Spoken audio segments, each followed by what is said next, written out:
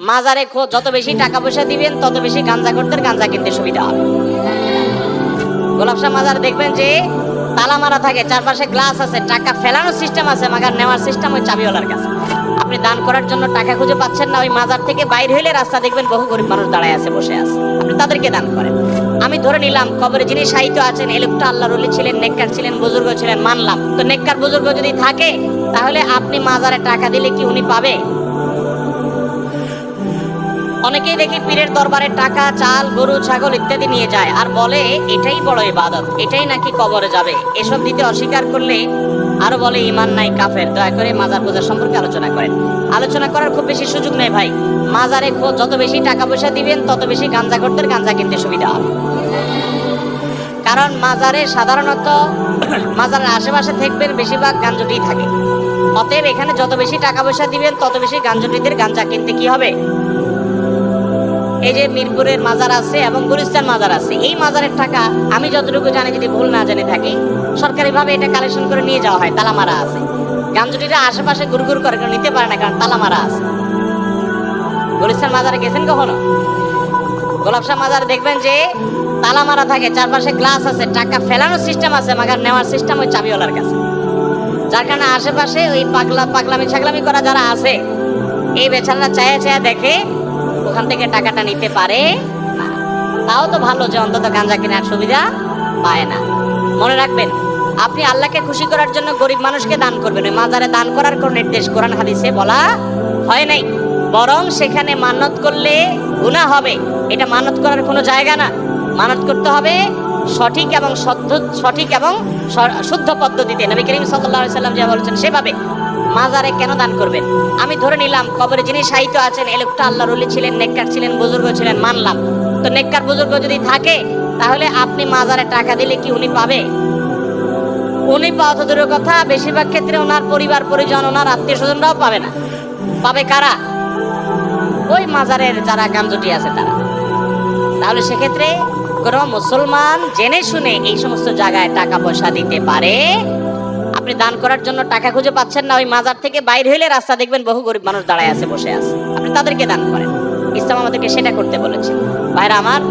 অতএব যদি কোনো পীর সাহেব এরকম ফতোয়া দিয়ে থাকে তাহলে এটা তার বিজনেস, এটা তার কি বিজনেস। সে পীর সাহেব বলতেছে যে আমার মুরিদরা তোমরা এই সমস্ত দুনিয়া টুনিয়া সব ছেড়ে দাও, সবগুলো ছেড়ে দাও, দুনিয়াদারি ছেড়ে দাও, কারণ এটা আমার দরকার। বুঝতে পারছেন? যদি এরকম কোনো ফতোয়া কোনো পীর সাহেব দেয় যে পীর সাহেবের মাজারে টাকা না দেওয়াটাই বড় ইবাদত, তাহলে সে ভণ্ড। এ ব্যাপারে কোনো সন্দেহ। আল্লাহ তাআলা দান কোথায় করব আমাদেরকে বলেন নাই? ইন্নামাস সাদাকাতু লিল ফুকারা'i ওয়াল মাসাকিন ওয়াল আমিলিনা আলাইহা ওয়াল মুআল্লাফাতি কুলুবুহুম ওয়া ফির রিকাবি ওয়া ফি সাবিলিল্লাহ ওয়াল গারিমিন। আল্লাহ রাব্বুল আলামিন সাদকার 8টা খাত বলেছেন। গরিব, ফকির, মিসকিন, পথিক, মুসাফির, আল্লাহর রাস্তায় ঋণগ্রস্ত মানুষ, 8টা খাত বলছেন। এই 8 খাতের মধ্যে ওয়াফিল মাজারাত এরকম কোনো খাত নাই। তাহলে বোঝা গেল এই সমস্ত জায়গায় দান করার কোনো নির্দেশ কোন হাদিস তো নাই, বরং এর কারণে কি হতে পারে? গুনাহ হতে পারে। পুকুরের পানিতে ফরজ গোসল করলে কোন কোন বিষয়ে সতর্ক থাকতে হবে, যেহেতু বীর্য নাপাক জিনিস? দেখুন, পুকুরের পানিতে গোসল করতে গেলে নাপাক জিনিস সেখানে ধোয়া হতেই পারে, এতে অসুবিধা নাই। যদি পুকুর বড় হয় তাহলে সেক্ষেত্রে বড় পুকুরের মধ্যে নাপাক করলে ওই পানিগুলো নাপাক হবে না। হ্যাঁ, কোথাও যদি নাপাক ভেসে থাকতে দেখা যায় তাহলে ওই নাপাকের আশেপাশের পানিটা নাপাক থাকবে, কিন্তু পুরো পুকুরের পানি নাপাক হবে যেহেতু বড় পুকুর। যদি এভাবে বেশি পানিতে নাপাক করলে সব পানি নাপাক হয়ে যায়, তাহলে নদী, সমুদ্র কোনোটার পাক থাকতো না, এবং এটা সম্ভবও না। লা ইউকাল্লিফুল্লাহু নাফসান ইল্লা উসআহা। মানুষকে আল্লাহ সাধ্যের বাইরে কোনো কিছু করার জন্য চাপিয়ে দেন না। যে প্রাণী খাওয়া হালাল, ওই প্রাণী অ্যাক্সিডেন্ট হলে জবাই করা কি ঠিক হবে? যেহেতু প্রাণীটির মৃত অবস্থা, অনেক জায়গায় এমনটা করা হয়। কোনো প্রাণী অ্যাক্সিডেন্ট করে মরণাপন্ন অবস্থা হয়ে গেছে, এখনো রূহ আছে, তাহলে ওইটা জবাই করে খাওয়া যাবে। এটা জবাই করে খাওয়া, যেহেতু তার মধ্যে কি আছে? প্রাণ আছে। আর যদি মারা যায় তাহলে এরপরে আর জবাই করলে ওইটা খাওয়া যাবে। অনেক জায়গায় এরকম মরা গরু এটা চামড়া ছিলে হয়তো বিসমিল্লাহ বলে আল্লাহু আকবার বলে দিলে মানুষকে খাওয়ায় অনেক হোটেলে, আছে না? পত্রিকা অনেক সময় আসে। তো সেটা কিন্তু হারাম হবে, কারণ আল্লাহ তাআলা কোরআনে কারীমে স্পষ্ট বলেছেন, হুররিমা আলাইকুমুল মাইতাতু ওয়াদ-দামু ওয়া লাহমুল খিনজির ইলা আখিরিল আয়া। মৃত যে কোনো প্রাণী খাওয়া আল্লাহ তাআলা আমার জন্য হারাম করেছেন। কোনো অমুসলিম মেয়েকে মুসলিম বানিয়ে বিয়ে করার পর মেয়ের পরিবারের সাথে সম্পর্ক রাখা যাবে কিনা? যদি কোনো অমুসলিম মেয়ে ইসলামের সৌন্দর্য দেখে তিনি ইসলামে আসেন, তাহলে সে মেয়েকে বিয়ে করার পর ওই মেয়ে তার বাবার সাথে, তার মায়ের সাথে, ভাই বোনের সাথে সম্পর্ক রাখতে পারবে।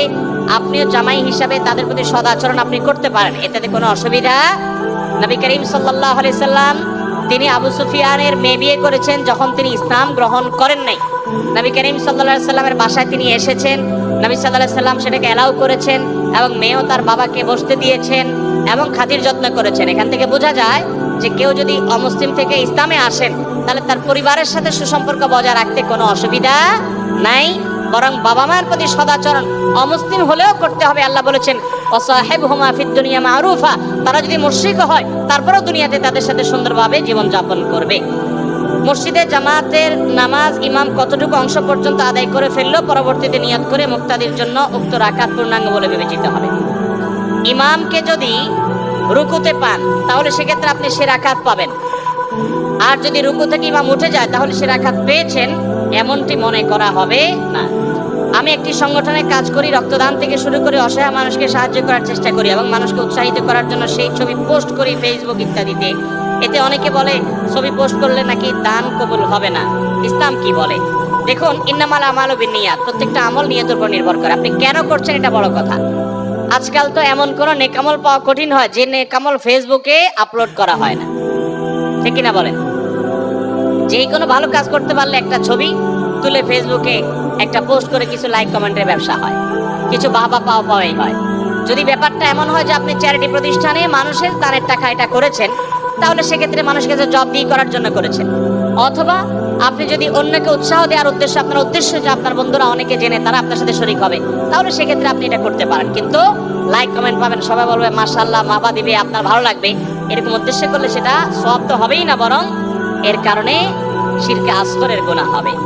বৃদ্ধাশ্রম করা কি জায়েজ? বৃদ্ধাশ্রম ও এতিমখানার জন্য একটি জমি দান করা হয়েছে, এখন স্থাপনা করার সামর্থ্য নেই, জমিটি পড়ে আছে, জমিটিতে ফসল ফলিয়ে ভোগ করা যাবে কিনা এবং অন্য খাতে ফসলের ব্যয় করা যাবে কিনা। যদি কেউ দান করে থাকেন তাহলে সেক্ষেত্রে ওইটাতে ফসল ফলানো যাবে, ফসলের কাজ যেই খাতে দান করেছে ওই কাজে ব্যয় করবেন।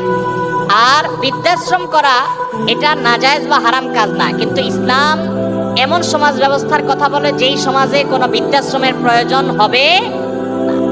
কথা কি বুঝাতে পারছি? বৃদ্ধাশ্রমের প্রয়োজন হবে। বৃদ্ধাশ্রমের কেন প্রয়োজন হবে? সন্তান বাবা মাকে দেখাভাল করবে, বাবা সন্তান যদি না থাকে তাহলে অন্য কারোর উপর ইসলামের দৃষ্টিকোণ থেকে দায়িত্ব বর্তাবে, কেউ না কেউ দায়িত্ব নিতে বাধ্য। বৃদ্ধাশ্রমের প্রয়োজন নেই, আলহামদুলিল্লাহ। যেন মুসলমানদের সমাজগুলোতে বৃদ্ধাশ্রমের কালচার সেভাবে নাই। আল্লাহ তাআলা আমাদের দেশে যেন বৃদ্ধাশ্রম করার জন্য প্রয়োজন না হয় সেই তৌফিক আমাদেরকে দান করুন।